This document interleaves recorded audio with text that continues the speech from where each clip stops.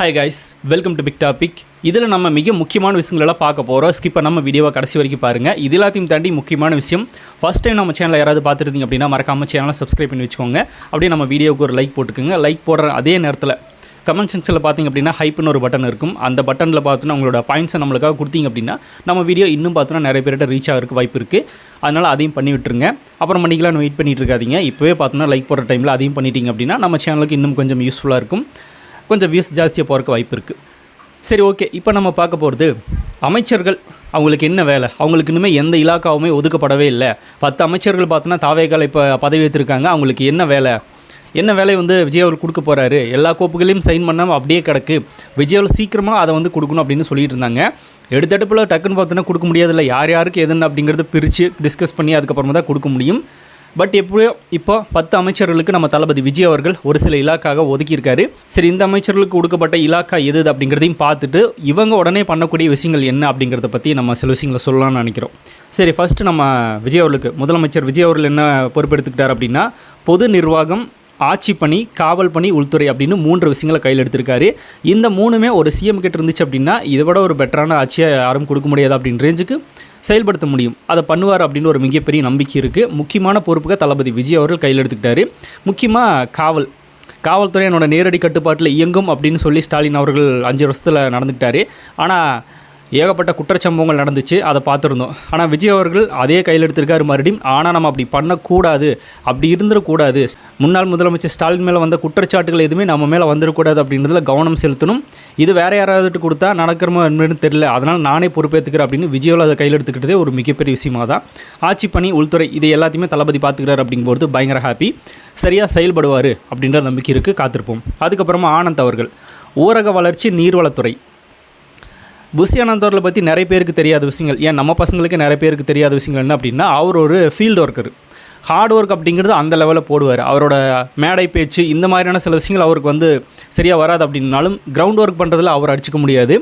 Ground work அந்தளவுக்கு ரொம்பவுமே சீரியஸாகவும் plus நிஜமாலுமே மனசில் இருந்து பண்ணணும் அப்படின்னா அதுக்கு என்ன ஆனந்தனால முடியும். அதனால தான் விஜய் அவர்கள் அவர் எப்பவுமே கூட வச்சுருக்காரு. ரசிகர் மன்றத்திலிருந்து அந்த மக்கள் இயக்க பணியிலிருந்து பார்த்தோன்னா கிரவுண்ட் ஒர்க் பண்ணுறது எல்லாமே இவர் தான்.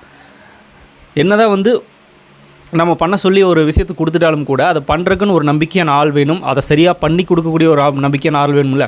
அதுதான் புஷி ஆனந்த் அவர்கள். அதனால தான் தளபதி விஜய் எப்பவுமே அவர் கூடவே வச்சுருக்காரு. ரசிகர் மன்றத்தில் ஆரம்பித்து மக்கள் இயக்கத்து வரைக்கும் இப்போ கட்சி ஆரம்பித்து அவருக்கு பொதுச் செயலாளர் பதவியிலிருந்து இப்போ பொறுப்பு கொடுக்குற வரைக்கும் புஷி ஆனந்த் அவர்கள் கூட வச்சுருக்காரு அப்படின்னா அவரோட கிரவுண்ட் ஒர்க் அப்படிங்கிறத எதுவுமே குறை சொல்ல முடியாது. அந்தளவுக்கு பர்ஃபெக்டாக பண்ணக்கூடிய ஒரு நபர். அதனால் இவர்கிட்ட ஊரக வளர்ச்சி, நீர்வளத்துறை அப்படின்றது கொடுத்துருக்காரு அப்படின்னா இந்த துறையில் அவரோட பணிகள் சிறப்பாக இருக்கும் அப்படிங்கிறதுல எந்த மாற்றமும் கிடையாது. கிரவுண்ட் ஒர்க் பண்ணி ஒரு எக்ஸ்பீரியன்ஸ் உள்ள ஒரு ஆளுக்கு எந்த பதவி கொடுத்தாலும் எந்த பொறுப்பு கொடுத்தாலும் அதை சரியாக செய்வாங்க அப்படின்ற ஒரு நம்பிக்கை வரும். இந்த வேலைகளில் கண்டிப்பாக ஆனந்த் அவர்கள் சிறப்பான முறையில் செயல்படுவார் அப்படிங்கிறதுல மாற்றமே இல்லை. நம்மளும் அதுக்காக தான் காத்திருக்கோம், என்னென்ன பண்ண போகிறாங்க அப்படிங்கிறத பொறுத்து பார்ப்போம். அதுக்கப்புறமா ஆதவர்ஜுனா விளையாட்டுத்துறை, பொதுப்பணித்துறை அப்படின்றத இவர் எடுத்துக்கிட்டார். சுகாதாரத்துறை அமைச்சர் அருண்ராஜ் இவர் எடுத்துக்கிட்டார். நிதித்துறை அமைச்சர் செங்கோட்டையன். இதுக்கு வேணால் நிறைய சர்ச்சைகள் எழும். ஊழல் குற்றச்சாட்டு அதிமுகவில் இருக்கும்போது அவர் மேலே இருக்குது. நீங்கள் பார்த்தீங்கன்னா நிதித்துறை அவர்கிட்ட கொடுத்துருக்கீங்க அப்படின்னு மாதிரி சில குற்றச்சாட்டுகள் வரத்தான் செய்யும், நிறைய பேர் பேசுவாங்க. ஆனால் நம்ம ஆரம்பத்துலேருந்து சொல்லிட்டு இருக்கிறது என்ன அப்படின்னா, எந்த கட்சியில் நீங்கள் என்னமோ பண்ணுங்கள், என்னமோ பண்ணிகிட்டு இருந்தீங்க, இதுக்கு முன்னாடி நீங்கள் இப்படி வேணால் இருந்திருக்கலாம். ஆனால் இப்போ தாவேகா வந்ததுக்கப்புறமா, தாவேகால பொறுப்பேற்றதுக்கப்புறமா இந்த கட்சியில் முதல்வர் விஜய் சொல்கிறதா செய்யணும். அவரோட நிலைப்பாடு தான் மற்றவங்களும் எடுக்கணும். அந்த தவறை செய்யக்கூடாது அப்படின்றதுல அவர் ஸ்ட்ரிக்டாக இருக்கார். அதனால தான் ஃபஸ்ட்டு பதவி ஏற்றுக்கும் போதே சொன்னார், நம்ம ஜெயிச்சிட்டோம், ஒரு ஆட்ட ஆடி பார்த்துடலாம் அப்படின்னு யாராவது நினச்சிங்க அப்படின்னா அதை உடனே எரைஸ் பண்ணிடுங்க அப்படின்னு சொன்னார். அப்போல்லாம் இருக்க மாட்டோம், நம்ம மக்களுக்காக மட்டும்தான் இருப்போம், மக்கள் பணி மட்டும்தான் செய்வோம் அப்படின்னு அந்த இடத்துல ஸ்ட்ராங்காக பேசியிருந்தார். எந்த கட்சியில் யாருமே என்னமோ பண்ணிட்டு போங்க, ஆனால் என் கட்சிக்குன்னு வரும்போது சுத்தமாக இருக்கணும், க்ளீனாக இருக்கணும், அதுதான் எனக்கு தேவை அப்படின்றது அவரோட முடிவாக இருக்குது. அதுக்கப்புறமா தான் கட்சியிலே சேர்த்துக்கிட்டாங்க. அதனால் நிதித்துறையை செங்கோட்டையன் அவர்கள் நல்லா கையாள்வார் அப்படின்ற மிகப்பெரிய நம்பிக்கை இருக்குது. காத்திருப்போம். அதுக்கப்புறமா உணவுத்துறை அமைச்சர் வெங்கட்ராமன் எடுத்துக்கிட்டாரு. அதுக்கப்புறமா மின்சாரம், சட்டத்துறை இந்த ரெண்டையுமே சிடி நிர்மல்குமார் அவர்கள் எடுத்துக்கிட்டாரு. இது ரெண்டுக்குமே கரெக்டான ஒரு நபராக தான் இவரை நான் பார்க்குறேன். அதனால் இவர் இருக்கட்டும். அதுக்கப்புறமா ராஜ்மோகன் அவர்களுக்கு என்ன அப்படின்னா பள்ளிக்கல்வி, தமிழ் வளர்ச்சி, செய்தி மற்றும் விளம்பரத்துறை இந்த ரெண்டையும் பார்த்தோன்னா விஜய் அவர்கள் இவர் கொடுத்துருக்காரு. அதுக்கு இவர் ஒரு நல்ல ஒரு ஃபேஸ் உள்ள நபர் தான். இவருக்கு நல்லா தமிழ் பேசவும் அப்படிங்கிறதும் தெரியும். அதுக்குண்டான வளர்ச்சி பணிகளும் செய்வார். செய்தி மற்றும் விளம்பரத்துறை இவர் ஆல்ரெடி ஒரு ஸ்பீக்கர் தான், நல்லா பேசக்கூடிய ஒரு நபர். அதனால் இவரை பார்த்தோன்னா விளம்பரத்துறைக்கு போகிறதுலும் பிரச்சனை இல்லை, கரெக்டாக செயல்படுத்துவார் அப்படிங்கிறதுல நம்பிக்கை இருக்குது. அதனால் இவருக்கு அந்த பொறுப்பு கொடுக்கறது கரெக்டாக தான் இருக்குது. அதுக்கப்புறமா இயற்கை வளங்கள் துறை பிரபு அவர்களுக்கு கொடுத்துருக்காங்க. காரைக்குடி பிரபு அவர்கள், அதான் அந்த சாட்டாய் துறைமுகன் சொல்லிகிட்டே இருப்பானே, பிரபு அவரெலாம் ஜெயிக்க முடியாது, சீமான் தான் ஜெயிப்பார் அப்படின்னு. அவருக்கு இயற்கை வளங்கள் துறை கொடுத்துருக்காங்க தமிழ்நாடு அரசு. அதுக்கப்புறமா கீர்த்தனா இவங்களுக்கு தொழில்துறை வந்து ஒரு பெண்கிட்ட கொடுத்துருக்காங்க. நிர்வாக திறனுள்ள ஒரு பெண்ணு நம்பி தான் கொடுத்துருக்காங்க. அதனால் அவங்களும் பார்த்தோன்னா சரியாக செயல்படுவாங்க அப்படின்ற ஒரு மிகப்பெரிய நம்பிக்கை இருக்குது. காத்திருப்போம். இவங்களுக்கு இப்போதைக்கு இந்த துறைகளெல்லாம் விஜய் அவர்கள் ஒதுக்கியிருக்காரு. இவங்களோட பணிகள் சிறக்க நம்மளுடைய வாழ்த்துக்களை நம்ம தெரிவிச்சுக்கலாம். இதுக்கு முன்னாடி இந்த துறையில் இருந்த பல அமைச்சர்கள் இருந்திருப்பாங்களே, அவங்கெல்லாம் செஞ்ச தவறான விஷயங்களை, தவறான செயல்பாடுகளை, கொல்ல கூட அடிச்சிருப்பாங்க. இதையெல்லாம் வந்து இவங்க லிஸ்ட் எடுத்து ஃபஸ்ட்டு பார்க்கணும். இவங்களோட துறையில் என்னென்ன தப்பு பண்ணியிருக்காங்க, அது மக்கள்கிட்ட எந்தளவுக்கு போய் ரீச் ஆகிருக்கு, அந்த தவறுகள் பார்த்தோன்னா நம்ம பண்ணாமல் இருக்கணும், அதுக்கு எப்படி நம்ம இதை கையாளணும் அப்படின்ற ஒரு ஃபஸ்ட்டு பார்த்தோன்னா அதை சர்ச் பண்ணி இவங்க தெரிஞ்சுக்கிட்டு அவங்க துறையில் பார்த்தோன்னா அதுக்கப்புறமா உள்ளே போனாங்க அப்படின்னா இவங்களால் எந்த தவறும் நடைபெறாது. பண்ணக்கூடாது அப்படின்றது சில விஷயங்களை சில பேரை பார்த்து தெரிஞ்சுக்குவாங்களா, அதனால் அவங்கள பார்த்து இவங்க தெரிஞ்சுக்கிட்டாங்க அப்படின்னா ரொம்பவே ஈஸியாக அந்த துறை எல்லாத்தையும் நகர்த்தி கொண்டு போகலாம். அதை வந்து இவங்க ஃபஸ்ட்டு பண்ணணும் அப்படின்றது நம்மளுடைய ஒப்பீனியன். அடுத்தது சிஎம் சீட்டில் இருக்கக்கூடிய ஒரு வெள்ளை டவல், ஒரு வெள்ளை துண்டு ஒன்று இருக்கும்ல, சிஎம் சீட்டுக்கு பின்னாடி போட்டிருப்பாங்க. அந்த துண்டை விஜய் அவர்கள் அகற்றிட்டார். நேற்றிருந்து அது ஒரு பேசும் பொருளாக மாறிட்டுருக்கு.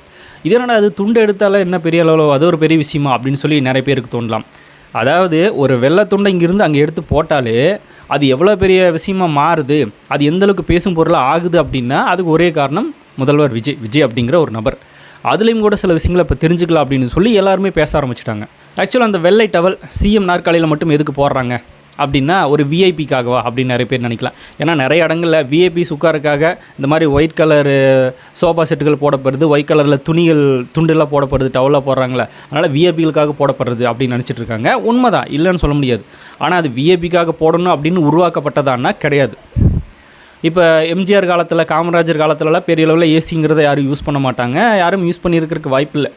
ஸோ அப்படி இருக்கிறப்போ வெளியே போயிட்டு வருவாங்க, கூட்டத்துக்கு போகிறது, ஒரு விழாவுக்கு போகிறது, ஒரு அரசு நிகழ்ச்சிக்கு போகிறது, இல்லை ரொம்ப நேரம் ட்ராவல் பண்ணி வர்றது அப்படிங்கும்போது அவங்க உடம்புங்களாம் ஒரு ஸ்வெட்டிங், வேர்த்து ஊற்றும் இல்லையா.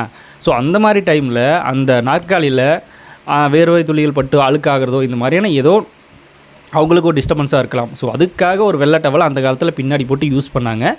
அதை வந்து அப்படியே கண்டினியூ பண்ணி வந்துகிட்டே இருந்தாங்க சில பேர். அப்புறம் அது என்ன ஆகி போச்சு அப்படின்னா, விஐபினாலே இந்த மாதிரி டவல் போடுவாங்க, அப்படி தான் நடக்குது போல் அப்படின்னு ஒரு கான்செப்டை அப்படியே மாற்றிட்டாங்க. இப்போவும் அதே கான்செப்ட் தான் இருந்துட்டு அப்படின்னு நம்பிட்டு இப்போ நிறைய இடங்களில் அந்த வெள்ளை துண்டுகளை உபயோகப்படுத்துகிறாங்க. ஆனால் ஆக்சுவலாக ரீசன் அது கிடையாது. இப்போ நான் முன்னாடியே சொன்ன மாதிரி அழுக்கு அது வந்து நாற்காலியில், சிஎம் நாற்காலியில் பெரிய அளவில் பதியக்கூடாது அப்படின்றதுக்காக அந்த துண்டை போடுறாங்க. சரி, ஏன் எஸ்பெஷலி வேறு ஏதாவது கலர் போடலாமே, ஏன் ஒயிட் துண்டு தான் போடணும் அப்படின்னா, ஒயிட் துண்டாக இருந்துச்சு அப்படின்னா எந்த இடத்துல இந்த மாதிரி கரை அழுகெல்லாம் இருக்குது அப்படிங்கிறது ஈஸியாக காட்டி கொடுக்கும், அதை வந்து ரிமூவ் பண்ணுறதுக்கும் ஈஸியாக இருக்கும். அதனால் வெள்ளை துண்டுகளை போட்டாங்க அப்படின்றத செய்தி. இது வந்து பிரிட்டிஷ் காலத்துலேருந்து ஃபாலோ பண்ணுறாங்க அப்படின்னு சொல்லப்படுது. இப்போ வந்து அந்த வெள்ளை துண்டை விஜயில் எடுத்து போட்டதுனால பாருங்கள், தளபதி தூக்கிட்டாரு, விஐபி அப்படின்லாம் யாரும் நான் நினைக்காதீங்க, நான் ஒரு சாதாரண மனுஷன் தான், உங்களுக்காக வேலை செய்யக்கூடிய ஒரு வேலையாள் தான், அதனால தான் விஜயில் அந்த துண்டை தூக்கிட்டார் அப்படின்னு சொல்கிறாங்க. எஸ்பெஷலி அது உண்மை தான், அப்படி நினச்சி தான் அவர் தூக்கியிருக்காரு. இதையெல்லாம் விட இதை வந்து விஐபிக்காக மட்டுமே யூஸ் பண்ணுற ஒரு பழக்கம் அப்படின்னு சொல்லி பார்த்தோன்னா பழக்கப்படுத்தியிருக்காங்களே, அப்படி இருக்கிறப்ப அதை எடுத்தார் அப்படின்னா அவங்க அப்படி தான் நினைப்பாங்க அப்படிங்கிறதுலையும் நம்ம ஒன்றும் பெருசாக சொல்ல முடியாது. அவங்க அப்படி தான் நினைப்பாங்க.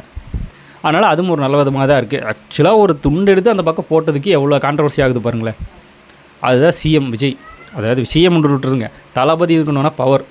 ஒரு மனுஷன் எந்த இடத்துல எதை போய் பண்ணா அப்படின்னா அந்த பண்ணக்கூடிய விஷயம் எந்தளவுக்கு பார்த்தோன்னா வந்து பேசும் பொருளாக மாறுது அப்படின்ட்டு ஒரு பிராண்டு, முக்கியமான பிராண்ட் வேணும், அதுதான் விஜய். இப்போ எக்ஸாம்பிளுக்கு பார்த்தோன்னா கொறடா அப்படின்ற ஒரு பதவி வந்து சட்டமன்றத்தில் இருக்குது அப்படிங்கிறதே பல பேருக்கு தெரியாது, யாருக்குமே தெரியாது. திமுக அதிமுக இருக்கிற பல பேருக்கே தெரியாது. ஆனால் விஜய் அவர்கள் வந்ததுக்கப்புறமா நம்மளோட சபரிநாதன் இருக்கார்ல, தளபதியோட டிரைவர் பையன், அவருக்கு தான் பார்த்தோன்னா அந்த பொறுப்பு கொடுத்துருக்காரு. அந்த பொறுப்பு அவருக்கு கொடுத்துட்டாங்க. அப்படின்னு என்னடா அது கொறடான்னா என்னது, இது என்னது வார்த்தையே கொஞ்சம் மாறி ஒரு டிஃப்ரெண்ட்டாக இருக்குது அப்படின்னு சொல்லி நிறைய பேர் அதுக்கப்புறமா தேடி பார்த்து அது என்ன பதவி, அவர் எதுக்கு கொடுக்குறாங்க அப்படின்னு சொல்லி அதுக்கப்புறமா சர்ச் பண்ணுறாங்க. அது ஒரு என்ன சொல்கிறது அப்படின்னா, ஒரு விஷயம் மக்களுக்கு தெரியலனாலும் கூட அதை தெரிஞ்சுக்கிறதுக்கு ஒரு ஆர்வம் வேணும்ல. அந்த ஆர்வம் இருக்கணும் அப்படின்னா முன்னாடி ஒரு பிராண்ட், அவங்களுக்கு பிடிச்ச ஒரு பிராண்ட் இருக்கணும். அந்த பிராண்டு மூலமாக தான் அதையே அவங்க தெரிஞ்சுக்க விரும்புவாங்க. இல்லை அப்படின்னா அது என்ன மருந்து போச்சு, அது நம்மளுக்கு என்னப்பா அப்படின்னு சொல்லி கடந்து போயிடுவாங்க. அந்த பிராண்டு இப்போ எல்லாத்தையுமே தெரியப்படுத்திகிட்டு இருக்கு மக்களுக்கு. குழந்தைங்கள்லேருந்து வயசானவங்க வரைக்கும், இளைஞர்கள் வரைக்கும், இது வரைக்கும் நியூஸ் சேனலே பார்க்காத நபர்கள் கூட நியூஸ் சேனல்ஸ் பார்க்குறாங்க. அதுக்கும் ஒரே காரணம் அந்த பிராண்டு. எல்லாமே வந்து அவங்களுக்கு பிடிச்ச பிராண்ட் அந்த இடத்துல இருந்துச்சு அப்படின்னா எல்லா விஷயத்தையும் தெரிஞ்சுக்கணும்னு நினைப்பாங்க அப்படின்றதுக்கு தளபதி ஒரு மிகப்பெரிய எடுத்துக்காட்டு அப்படிங்கிறதுல எந்த வித மாற்றம் கிடையாது. சட்டசபையில் நடக்கிறதெல்லாம் பார்த்தோன்னா லைவாக பசங்க பார்த்துட்ருக்காங்க. இது வரைக்கும் பார்க்காத நபர்கள் எல்லாம் ஒரு மாற்றம் தான். இந்த மாற்றத்தை விஜய் அவர்கள் விதைச்சிருக்காருல, அரசியல் பேசுறதுக்கு உண்டான மாற்றத்தை விதைச்சிருக்காருல, அதுவே ஒரு பெரிய விஷயமாக தான் பார்க்கப்படுது. அதையும் தாண்டி சிஎம் ஆகிட்டார். இன்னும் சிஎம் ஆனால் என்னென்ன வேலைகள் செய்யணும், என்னென்ன துறை இருக்குது, அந்த துறையில் என்னென்ன நடக்குது, அதில் யாரெல்லாம் இப்படி வேலை செய்கிறாங்க அப்படின்றதும் இனி தெரிஞ்சுப்பாங்க. அதுக்குண்டான முயற்சிகளும் போயிட்டுருக்கு. எல்லாமே பார்த்தோன்னா அந்த விஜய்ன்ற பிராண்டு மட்டும்தான். அது ஒரு நல்ல விஷயமாக தான் நான் பார்க்குறேன். சரி, ஓகே, இந்த விஷயத்தை நம்ம விட்டுட்டு இனி அடுத்தது இன்னொன்று, கமல்ஹாசன் அவர்கள். நம்ம கமல்ஹாசன் அவர்கள் திடீர்னு விஜய் அவர்களோட வீட்டுக்கு போய் விஜயை ஒரு அரை மணி நேரம் மீட் பண்ணி பேசிட்டு வந்திருக்காரு அப்படின்ற நியூஸு வெளியே வருது. அவரும் ட்விட்டரில் பதிவு போட்டிருக்காரு. தம்பி முதலமைச்சர் விஜய் நான் சந்திச்சுட்டு வந்தேன் அப்படின்னு போட்டிருக்காரு. எப்படி தம்பி முதலமைச்சர் விஜயை நான் சந்திச்சுட்டு வந்தேன் அப்படின்னு போட்டிருக்காரு. கூட்டமெல்லாம் ஓட்டாக மாறாதுங்க, அதெல்லாம் நான் அனுபவப்பட்டிருக்கேன். கூட்டம் செய்யறதுனால ஓட்டெல்லாம் விழுகாது, அது என்ன கேட்டு தெரிஞ்சுக்கங்க, நான் அப்படி தான் நம்பினேன் அப்படின்னு பேசினவர் தான் இவர். தனிப்பட்ட ரீதியில் பேசியிருந்தால் பிரச்சனை இல்லை. இவர் ஒரு திமுகவுக்கு சப்போர்ட் பண்ணிகிட்டு இருக்க ஒரு நபராக தான் பேசினார். சில இடங்களில் விஜயாவில் விமர்சிச்சிருக்காரு, பட் பெரிய அளவில் விமர்சிக்கல, நார்மலாக விமர்சித்தார். இவருக்கும் ஒரு டவுட் இருந்துகிட்டு இருக்கும், இல்லை விஜய் எப்படியும் ஆட்சி பிடிக்கிறதுக்கு வாய்ப்பு இருக்குன்றது இவருக்கு தெரியும். ஏன்னா சினிமா துறையிலேருந்து வந்தவர், விஜயோட வளர்ச்சி எப்படி இருக்குன்றதும் அவருக்கு தெரியும். கண்டிப்பாக ஆட்சி பிடிக்கிறதுக்கும் வாய்ப்பு இருக்குது. அதனால் நம்ம பட்டு மடாமல் விமர்சிச்சிருவோம். அதே நேரத்தில் திமுகவுக்கு சப்போர்ட் பண்ணணும் இல்லையா, அதனால் பட்டு மடாமல் விமர்சிச்சிருவோம். இந்த பக்கம் இல்லாமல் இந்த பக்கம் இல்லாமல் நார்மலாக பேசிடுவோம் அப்படின்னு பேசினார். அதில் பேசின ஒரு பேச்சு தான் பயங்கரமான வைரல் ஆச்சு. கூட்டமெல்லாம் ஓட்டாக மாறாது, அதெல்லாம் நான் அனுபவப்பட்டிருக்கேன், நீ அவங்களுக்கு தெரியும் அப்படின்னு சொன்னார். மொத்த கூட்டம் ஓட்டாக மாறி நிற்கிது. திமுகவை புறக்கணிச்சிட்டாங்க, அதிமுகவை புறக்கணிச்சிட்டாங்க மக்கள். விஜய் அவர்களுக்கு விழுந்த வாக்குகள் தனிப்பெரும்பான்மையாக 108 தொகுதியை ஜெயிச்சு விஜய் அவர்கள் இப்போ தனிப்பெரும்பான்மையாக நின்று ஆட்சியை பிடிச்சி இப்போ வந்து முதலமைச்சர் ஆகிட்டார். ஆனால் கமல்ஹாசன் அவர்கள் வாங்கின வாக்கு சதவீதம் எவ்வளோ அப்படின்னா முதல் எலெக்ஷனில் 2% நினைக்கிறேன், 2% வாங்கினார். இவர் மாதிரி தான் இவருக்கு விழும் அப்படின்னு நினச்சிட்டு பேசுனதெல்லாம் ஏற்றுக்க முடியாத ஒன்று. அப்படி பேசிட்டு இப்போது தம்பி முதலமைச்சர் விஜய் அவர்களை நேரில் சந்தித்து வாழ்த்து தெரிவித்தேன் அப்படின்னு போடும்போது இவருக்கு எப்படி இருந்திருக்குன்னு நினச்சி பாருங்கள். ஆஹா, நம்ம அப்படியெல்லாம் பேசணுமே, இப்போ தம்பி விஜய்னு மட்டும் இல்லாமல் கூட முதலமைச்சர் விஜய் அப்படின்னு போட வேண்டிய சுச்சுவேஷனுக்கு வந்திருக்கு பாருங்கள். அதுதான் விஜய்க்கு உண்டான அந்த பிராண்டு நான் சொன்னது. சரி, இப்போ இவர் 6 கோரிக்கைகளை முன் வச்சுட்டு வந்திருக்காராமா. அப்படி என்ன கோரிக்கை முன் வச்சுட்டு வந்திருக்காரு அப்படின்னா, சினிமா துறையில் பல பிரச்சனைகள் போயிட்டுருக்கு, அந்த பிரச்சனைகளெல்லாம் விஜய் தீர்த்து வைக்கணும், அதுக்கு அவர் வந்து ஆதரவாக கொடுக்கணும், அந்த சில விஷயங்களை சரி பண்ணி கொடுக்கணும் அப்படின்னு ஒரு கோரிக்கை வச்சுருக்கு அப்படின்னு சொல்லியிருக்காரு. கூட 6 கோரிக்கைகளாமா, அது என்னன்றது தெரியல, சினிமா துறை மட்டும் சொல்லிட்டு வந்திருக்காரு. திமுகவில் இருக்கிற ஒரு கட்சி தலைவர் மக்கள் பிரச்சனை ஏதாவது கோரிக்கை வச்ச மாதிரி வெளியே சொல்கிறாரான்னு இல்லை, சினிமா துறையில் ஒரு பிரச்சனை இருக்குது, அந்த பிரச்சனையை அவர் வந்து சரி பண்ணுவார் நம்புகிறேன் அப்படின்னு சொல்லி அவர் இப்போதைக்கு பேசிட்டு வந்திருக்காரு. சினிமா துறையில் பல பிரச்சனைகள் இருக்குது, அதை தீர்த்து வைங்கன்னு முதல்வர்கிட்ட கோரிக்கை வைக்கிறார் அப்படின்னா, ஒரு மாதத்துக்கு முன்னாடி வரைக்கும் வந்து ஆட்சியில் யார் இருந்தாங்க அப்படின்னா திமுக இருந்துச்சு. திமுக கூட்டணி கட்சியில் இவர் இருந்தார், துணை முதல்வர் பதவியில் உதயநிதி இருந்தார், சினிமா துறை சேர்ந்த நபர் தான் அவரும். ஸோ அவர்கிட்ட இந்த கோரிக்கை அவர் வைக்கலையா இல்லை கேட்கலையான்றது தெரியல. அப்படின்னா இவர் என்ன சொல்வார் அப்படின்னா, சினிமா துறையில் இருக்கிற பல்வேறு பிரச்சனைகளை உதயநிதி ஸ்டாலின் தீர்க்கலை, திமுக ஆட்சி தீர்க்கலை, நீங்களாவது தீர்த்து வைங்க அப்படின்னு சொல்லி பார்த்தோன்னா முதல்வர் விஜய்கிட்ட கோரிக்கை வச்சுருக்காரு கமல்ஹாசன் அவர்கள். நீ அப்படி தான் அது மாறப்போகுது. உடனே திமுகலேருந்து கேட்பாங்க, அங்கே போய் கோரிக்கை வச்சுருக்கீங்க, அப்போ எங்கள் ஆட்சியில் எதுவும் பண்ணலன்னு சொல்லிட்டீங்களா, எங்கள் ஆட்சியில் எதுவுமே நடக்கலைன்னு சொல்ல வரீங்களா அப்படின்னா அங்கேயும் கேள்விகள் கேட்பாங்க. பண்ணலையே, அதனால தான் நீங்கள் கோரிக்கை வச்சுருக்காரு. அப்போ அதிமுக ஆட்சியில் சினிமா துறையை கண்டுக்கவே இல்லை அப்படின்றது உண்மையாக தான் இருக்குது அப்படின்றது நம்மளால் இதன் மூலமாக தெரிஞ்சுக்க முடியுது. அது கமல் அவர்கள், திமுகவோட கூட்டணியில் இருக்கிற கமல் அவர்களே உறுதிப்படுத்திட்டு போகிறார். ஆனால் இவங்க தான் பார்த்தோம்னா நாங்கள் எல்லாத்தையுமே சரி பண்ணிட்டோம் அப்படின்னு பேசிக்கிட்டு இருப்பாங்க. அடுத்தது விக்ரமன் அவர்களும் வந்து ஒரு கோரிக்கை வச்சுட்டு போயிருந்தார், சினிமா துறையில் இருக்கிற சில பிரச்சனைகளை சரி பண்ணி கொடுங்க அப்படின்னு சொல்லி. டைரக்டர் விக்ரமன் அவர்கள் அவர் போய் விஜய் மீட் பண்ணி பேசுனது, அவர் வந்து நான் எப்பவுமே உங்களோட விஜய் தான் அப்படின்னு தளபதி சொன்னது, எனக்கு நான் கண் கலங்கிட்டு அழுதுட்டு அப்படின்னு அவர் பேசுனதும் வைரல் ஆச்சு, பார்த்துருப்பீங்க. அவரும் சினிமா துறை சார்பாக கோரிக்கை வச்சுட்டு வந்திருக்காரு. இதெல்லாம் விட நான் எதிர்பார்க்காத ஒன்று, நடிகர் சங்கம், நாசர், கார்த்தி, கருணாஸ் இவங்களாம் போயிட்டு வந்தது. இதுக்கெல்லாம் பயங்கர சிரிப்பாக இருந்தது. இப்போ அவங்களால வெக்கமெல்லாம் வந்து விஜய் முன்னாடி நிற்க முடியுது அப்படின்னு. ஏன் விஜய் ஜெயிச்சிட்டாரு, அவங்க அது கேவலம் போய் பேசுனாங்க திமுக மேடையில் அப்படின்றதுக்காக நிறைய பேர் கேட்பீங்க. அதுவும் இருக்குது, அது ரெண்டாவது போட்டுருங்க. ஃபஸ்ட்டாக போட வேண்டியது என்ன அப்படின்னா, ஒரு சினிமா துறையிலேருந்து ஒருத்தர் அரசியலுக்கு வர்றாரு, அவரை கட்சிகள் எந்த அளவுக்கு கேவலமாக ஏளனப்படுத்தி கூத்தாடி அது இதுன்னு பேசி எந்த அளவுக்கு பார்த்தோன்னா ஒடுக்குனாங்க. அப்போல்லாம் கொந்தளிக்கவே இல்லை இந்த நடிகர் சங்கம். சரி, அப்போ கொந்தளிக்கலைன்னா பரவாயில்ல விடுங்க, எல்லோரும் ஒரு கட்சி சப்போர்ட்டு, பாலிட்டிக்ஸ்குள்ளே போனோம் அப்படின்னா நம்ம படத்தை ஸ்டாப் பண்ணிடுவாங்க அப்படின்னு சொல்லி ஒரு பயத்தில் நின்றுருப்பாங்க. ஆனால் ஜனநாயகன் படம் லீக் ஆகும்போது கூட இவங்க எதுவுமே எந்த ஒரு நடவடிக்கையுமே எடுக்கவே இல்லையே.